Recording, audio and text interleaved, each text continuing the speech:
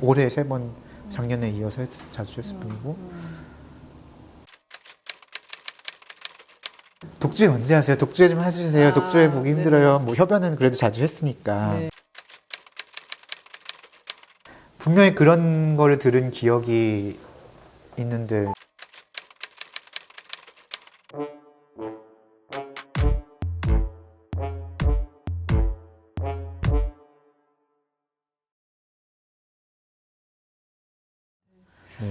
그러니까 사실 올해 그 금호 문화재단 네. 기획으로 네. 이진상 예술의 발견 시리즈 네. 3번 하셨고, 저는 지금 선생님 말씀 들으니까 와, 2월 16일에 갔었던 게 정말 천운이구나 생각이 들고, 그 6월 16일 연주가 저한테는 사실 제가 지금까지 살아오면서 본 연주 중에 가장 충격적인 연주였어요. 일단은 이제 그날 후반부에 그 프런츠 리스트 그 곡, 제가 곡의 이름을 피아노를 위한 시적이고 종교적인 10개의 하모니 중에서 이제 한 4곡 정도 네. 하신 걸로 제가 기억을 하거든요. 근데 그날 일단은 무대가 중간에 암전이 되면서 네. 그 피아노 너머로 스테인드 글라스가 너무 아름답게 떠 있었고, 일단 그게 시각적으로도 굉장히 좀 놀라웠고요. 그리고 선생님이 연주를 하시면서 나중에는 무릎 꿇고 이제 기도하시고, 그 소리도 제가 들은 것 같아요. 기도하시는 소리도. 네. 근데 그런 것들이 한 굉장히 오랜 시간 이어졌거든요. 제가 그거를 근데 그냥 귀로만 경험하는 것도 아니고 눈으로만 경험하는 것도 아니고, 뭐랄까요. 정말 나중에는 사실 선생님도 사라지고 저도 사라지고 그냥 정말 딱 그 음악이 남았어요. 혹은 음악이 대변하는 어떤 것, 선생님이 추구하는 어떤 것, 모르겠어요. 그게 뭔지는. 하지만 그게 뭔가가 남아 있어서 저는 그게 굉장히 그냥 총체적인 경험이었거든요. 그래서 되게 충격적으로 다가왔고, 그날 또 같이 연주 본 어떤 분은 그렇게 표현을 하시더라고요. 정말 음악을 넘어서 어떤 예술의 진수, 예술의 묘미를 본 것 같다. 이게 경험한 것 같다고. 그때 선생님이 그 무대에서 느끼신 그 가장 솔직한 감정은 어떤 거였는지가 참 궁금했어요.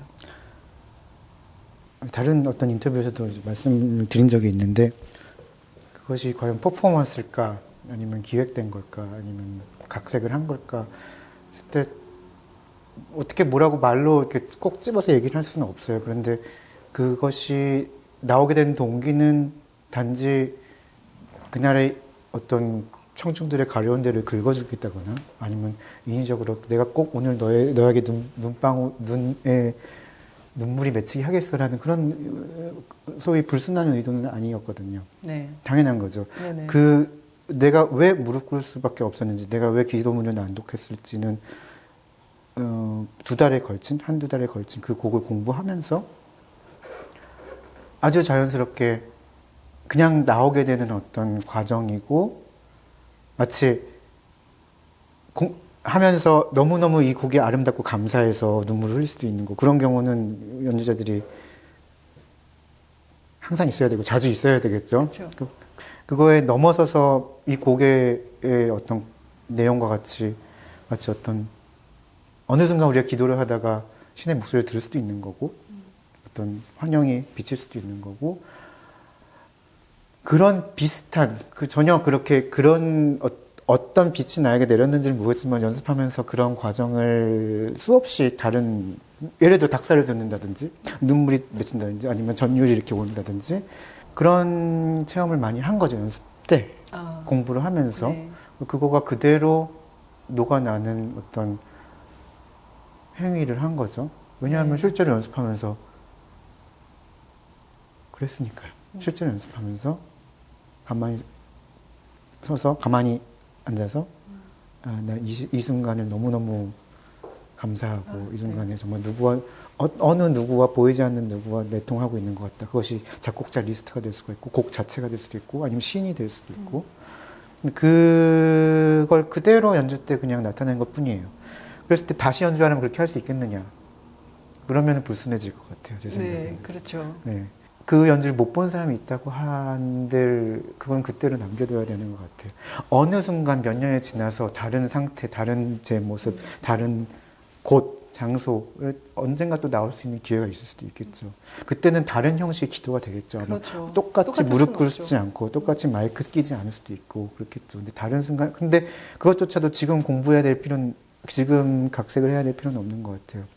저한테 신내림이 영접이 되면은 무언가로 또 표현이 되는 거고 어떻게든 될 거라고 믿고 있고요. 네. 그 프란츠 리스트가 그렇게 영적인 음악이라는 것을 처음 느꼈어요. 그날. 리스트가 어떤 비르투오소적인 어떤 기교적인 측면도 있고 또한 수도승의 길을 걸은 그런 양면의 어떤 그런 캐릭터가 있는데 노년에는 더 종교적이고 조금 더 종교에 귀의했고 그런 아니 사실 이 곡은 굉장히 젊을 때 적은 거거든요. 네. 그렇게 생각하면 우리는 현대 시대를 살면서 한 면만 더 많이 보고 있고 그것이 부각되고 있다는 것을 알 수가 있어요. 그래서 저는 또한 그런 그 반대적인 오히려 리스트가 더 오래 고민하고 오랫동안 생각하고 살았던 거는 아마 이쪽이겠죠. 네. 그래서 그거를 이제 다시 무대로 혹은 청중에게로 끄집어내는 역할을 할 수 있는데 여러 박자가 다 맞았던 것 같아요. 홀에서도 그런 프로그램을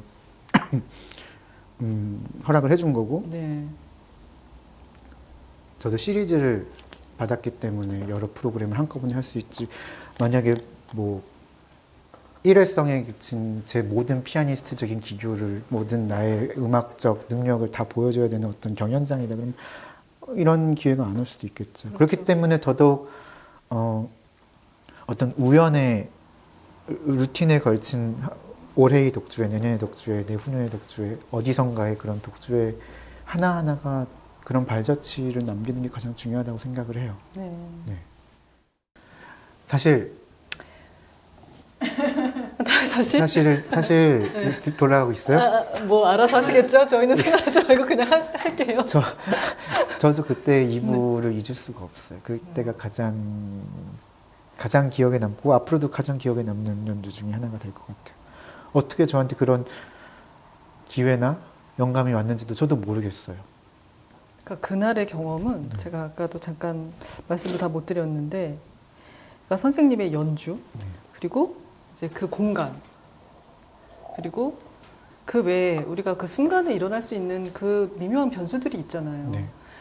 그 청중이 누구냐, 청중이 어느 자리에 앉았냐를 비롯한 그 모든 변수들이 같이 총체적으로 일어난 어떤 사건이었어요, 저한테는. 그래서 제가 그날 연주 끝나고 선생님께 감사하다고 말씀을 드렸던 것 같아요. 네. 이런 경험을 하게 해주셔서 굉장히 감사하다고. 제가 감사하죠. 제가 다들 그렇게 말씀 주신 여러분들 다 모두가 다른 자기만의 어떤 업에 종사하든지 간에 그런 신기한 기적을 저도 어떻게 만들었는지 모를 어떤 기적을 매일같이 자기 나름대로 만들었으면 좋겠어요. 근데 우리는 오히려 그러니까 그거를 매일같이 안 되면은 아쉬울 뿐이고 어떤 날에 어떤 영감 충만한 날이 되기만을 바라면서 소망하면서 사는 건데 그거를 오히려 죽이면서 일부러 죽이고 일부러 남들은 의식한다든지 아니면 어떤 대중적인 성공 아니면 사업적인 성공을 바랄 때 가만히 내비둬도 살아날 영감들을 더 죽이는 게 되는 거잖아요. 그쵸. 그랬을 때 가장 앞장서서 뭔가를 이끌어줄 수 있는 게 음악가나 예술가나 그런 이제 연주자의 몫인 것 같아요. 그런 연주를 듣게 되면 네. 이제 말씀대로 물려져 있던 것들이 네. 이렇게 벗어나겠다 열려서 네. 그 안에 있던 게 나오는 경험을 하게 되거든요. 네. 네. 그러면서 일상이 좀 다르게 보이기도 하고 네. 갑자기 다른 생각이 들기도 하고. 네. 저는 약간 무슨 생각을 했었냐면요.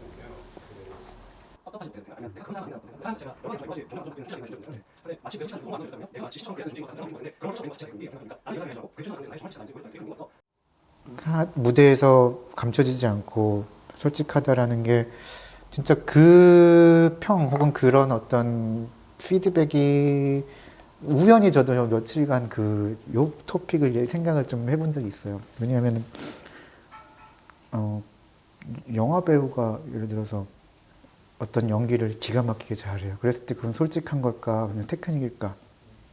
그랬을 때 굉장히 애매해요. 이것이 너무너무 연습하고 준비하고 만들어내고 근데 거기에 감정이입하려고 노력을 하고 그러면 그건 솔직하지 않은 걸까? 준비해서 그걸 테크닉으로, 소위 테크닉이란 말을 표현을 할게요. 근데 그랬을 때 그런 테크닉이 과연 그런 거짓일까? 했을 때 사실 거짓은 아니라고 보고 테크닉은 너무나 중요한 요소라고 생각을 하고 그 테크닉이란 건 이제 단련이 되고 훈련이 되고 자기가 이제 장인 정신으로 자기를 가꾸면서 그 자체가 본인이 되는 거겠죠? 그렇죠? 배역을 맡은 순간 완전 그걸 살고 있다. 그렇게 완전히 몇 달, 1년간 그렇게 살고 있다. 그러면 그거는 단련하고 훈련하고 테크닉 공부를 하는데 그걸로 빙의해가지고 솔직해진 거라고 볼 수 있잖아요. 저는 솔직해지려고 노력한 적은 없고 사실 굉장히 테크닉적으로 연구를 많이 해요. 네. 그리고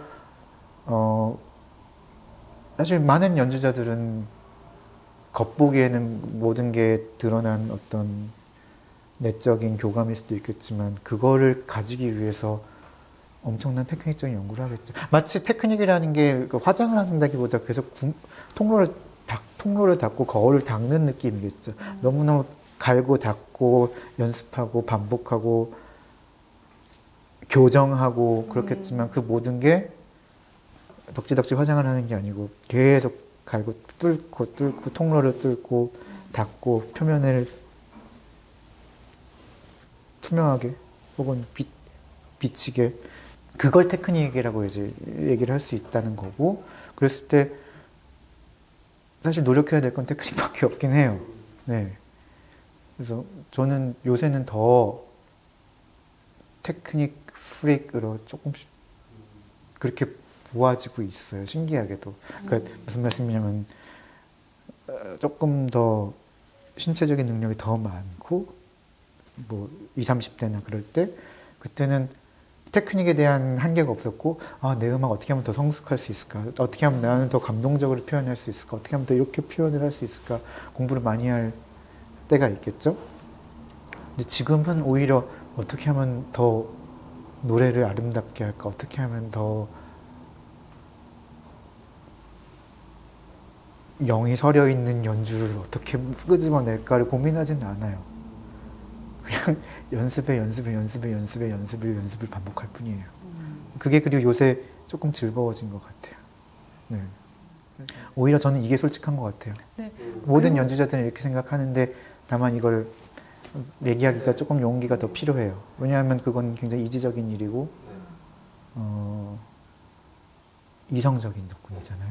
네. 근데 사실 테크닉이라는 것이 이게 닦여져 있지 않다면 사실 내 음악을 투영할 수는 없는 거잖아요. 네. 하나의 굉장히 중요한 도구라면 도구고. 네. 만약에 제가 은퇴를 뭐 10년 뒤에 20년 뒤에 몸이 낡아서 은퇴를 하게 될 때 뭐가 부족해서 은퇴를 하게 될까요? 테크닉이 부족해서 테크닉이겠죠. 은퇴하죠. 제가 영혼이 부족하고 감정이 부족해서 은퇴할 일은 별로 없을 거예요. 인간의 어떤 곡선이 그런 것 같아요. 그렇죠. 그랬을 때 지금 갈고 닦아야 되는 건 제 입장에선 지금 몸의 훈련이고 몸의 그나마 노화를 조금 늦추고 조금 더 영민하게 이제 유지하는 그런 거에 지금 포커스가 많이 맞춰져 있고 그랬을 때 젊은 때는 과연 그럼 뭘 공부를 해야 됐을까 그거에 대한 결론은 아직 제가 모르겠어요. 이제 어떻게 젊은 연주자들이 그 시기를 보내야 될지 그거 다 사실 자연적으로 알아도 그렇게 못 살고 젊은이들이 해야 될 행동이 있고 중장년이 해야 될 일이 있고 그렇겠죠. 그래서 아까 가끔 이제 담소 나눌 때 네. 말씀드린 게 왜 10년 전에 내가 이렇게 그런 연습을 하고 있었을까. 그런데 지금 생각이 계속 바뀌는 것 같아요. 네. 그러면 그 변화의 선상에 지금 서 계신 거네요. 변화의 선상에 있고요. 점점 진리를 찾아가는 과정이라고 생각해요. 좋은 질문 주셨는데 그렇게 생각했을 때는 저의 어떤 과거에 다시 돌아가서 얘기해 줄 수 있는 그런 상황이라든지 지금의 어떤 후배나 젊은이들한테 얘기해 줄 수 있는 거는 진리를 찾아가는 과정은 확실히 길이 확실하게 있는 거고, 그랬을 때 무엇을 공부해야 될지는 확실히 있을 것 같아요. 지금 생각에 저는 왜 옛날에 그렇게 쳤을까 너무 한심할 때가 많아요. 굉장히 한심해요. 아, 내가 왜 그때 그렇게 치고 있었을까? 그때는 그때는 그게 그렇게 최선이었죠. 알았으니까. 그렇죠. 네. 그럼 그러면 지금도 너무 한심한 일을 반복하고 있다는 거예요. 그러면은 매 순간에 최선을 다하고 그런 것도 맞지만 매 순간에 가장 이디어트한, 가장 바보 같은 일을 하고 살고 있다는 뜻이 되거든요. 그렇게 볼 수도 있겠네요. 분명히 이제 10년 전 뒤로 가면은 나 그때 참 바보 같았구나 라는 생각을 할 테니까요. 저희 질문 중에 되게 그저런 질문이 있어요. 선생님 만약 과거로 돌아간다면 과거의 자신을 맞아. 만나서 언제로 돌아가서 어떤 얘기를 해주고 싶냐라는 것을 저희가 하나 정리한 게 있었고 네. 또 하나는 질문 중에 하나가 뭐가 있었냐면 선생님의 음악의 끝에는 뭐가 있을까요? 라는 질문이 있었어요. 근데 그 두 가지 질문을 다 포함하는 말씀이신 것 같아요. 저는. 네. 그게 너무 어떻게 같은 생각을, 같은 질문을 던지면서 살고 있는 참 반가운 일인데 대답은 모르겠어요. 역시 모르겠고 돌아간다 그러면은 항상 돌아가고 싶다고 말씀드리는데 돌아갈 때 그럼 뭐 어떻게 달라질지에 대한 대책은 마련이 참 안 됐어요. 왜냐하면 그 어디가 무엇이 진리고 그랬을 때 그럼 너는 어떤 연습을 하고 아니면 어떻게 살아라. 그랬을 때 그것조차 분명히 왜냐하면 지금으로서의 제 판단, 최선의 판단이 또 틀린 거잖아요. 굉장히 아주 예리한 질문인데 지금 돌아가서 그러면은 뭐 어떻게 바꿔주고 어떻게 조언 줄래 했을 때 지금 제 판단으로 하시면 분명히 또 틀린 판단이거든요. 왜냐하면 제가 20년 뒤에 생각했을 때 미련한 40대 같으니라고 생각을 하니까요. 그래서 결국은 함부로 조언을 못 하는 것 같아요. 그럼 선생님께서 지금 이제 20대 네. 한창 네. 젊은 학생들을 가르칠 때 이 딜레마를 어떻게 해결하실 수 있나요? 선택을 해야 된다고 생각해요. 그래서 어떤 선택을 내릴지가 이제 그 어떤 한 개인의 가장 중요한 어떤 기로인데 어떤 경우에는 다 접고 연습만 해라, 산에 들어가서 연습해라가 될 수도 있는 거고 다른 경우에 책 읽고 공부하고 운동하고 그렇게 해라. 아니면은 영어 공부를 차라리 해서 인터내셔널한 어떤 인플루언스가 되라. 그럴 수도 있는데 가장 어려운 질문이에요. 저 모르겠어요. 네. 오히려 이렇게 하면 안 된다라는 건 제가 잘 줄 수 있어요. 내가 이런 실수를 했기 때문에 아마 그게 선생의 역할이 아닌가 싶어요. 근데 그게 너무 중요한 일인 것 같아요. 대부분은 저같이 실수하는 것 같기도 해요. 그게 모두가 그렇게 하면서 언젠가 자기 길을 찾는 것 같아요. 커피 좀 더 마실까요? 네. 피아노 쳐야 되는 건 아니죠. 아니요. 그건 진짜 아니에요. 저희 그런 불순한 거 없습니다. 진심이에요. 이건 진심이에요. 하지만 자연스러운 의도는 있지. 아니야, 그게 그러지 않아요.